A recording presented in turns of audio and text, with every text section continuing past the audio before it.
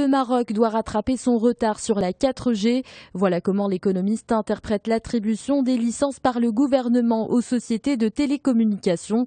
Selon le journal, le travail des 3 opérateurs vient tout juste de commencer.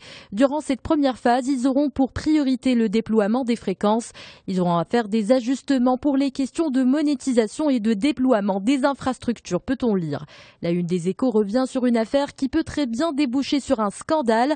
Une farine impropre à la consommation aurait été détectée dans certaines minoteries.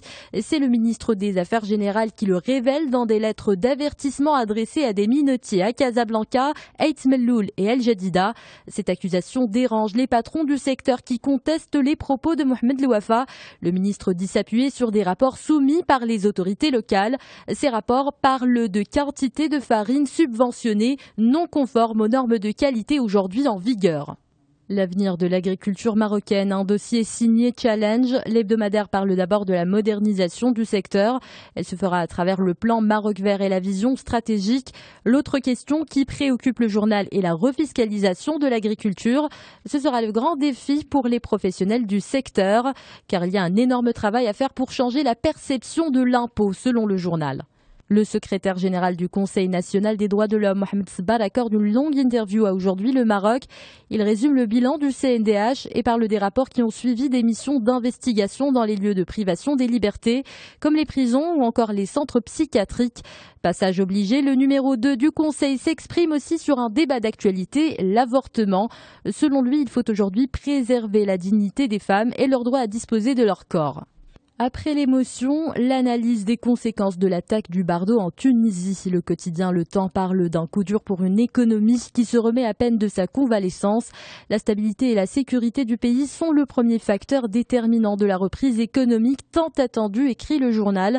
Le lieu et le timing de l'attaque risquent de plonger le pays dans le chaos, peut-on lire. Le quotidien tunisien redoute l'impact de ces actes terroristes sur le tourisme. Même crainte dans les pages du Figaro, le journal parle d'une manne touristique en danger et reprend les propos du Premier ministre tunisien. Habib Sid a condamné une attaque lâche qui visait l'économie. Il y a encore quelques jours, les dirigeants parlaient avec beaucoup d'optimisme d'investissement et de croissance. Cet espoir n'est plus d'actualité, écrit le Figaro. Pour sa part, Le Monde revient sur le responsable de cette attaque. L'État islamique l'a revendiqué hier sur les réseaux sociaux. L'assaut a été mené par 2 chevaliers de l'État du califat, a écrit l'organisation. Ils étaient lourdement armés de mitrailleuses et de grenades, peut-on lire. De son côté, L'Orient le Jour aborde en une un tout autre sujet. Washington devrait réévaluer son soutien diplomatique à Israël à l'ONU. La Maison-Blanche l'a affirmé hier, et ce après la remise en question par Benyamin Netanyahou d'une solution à 2 États. Des propos du Premier ministre israélien à la veille des élections qui ont fortement agacé la classe politique américaine.